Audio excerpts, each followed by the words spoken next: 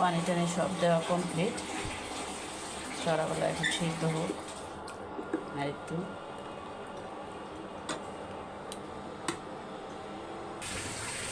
তো আমার রান্নাটা পুরোপুরি কমপ্লিট হয়ে গেছে। আজকে ছড়া দিয়ে মাছ দিয়ে রান্না করছি। পুরোটা রেসিপি আপনাদের মাঝে শেয়ার করলাম।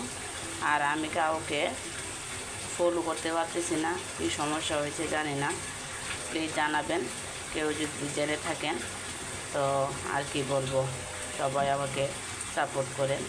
আমি কাউকে সাপোর্ট করতে পারতেছি না, আমাকে আপনারা সাপোর্ট করে আনফলো করবেন না, কেন আমি পারতেছি না আপনাদের ফলো ব্রেক দিতে। তো আমার পেজে সমস্যা হয়েছে, তো প্লিজ পাশে থাকবেন, ফলো আর লাইক দিবেন। আসসালামু আলাইকুম, শুভ দুপুর।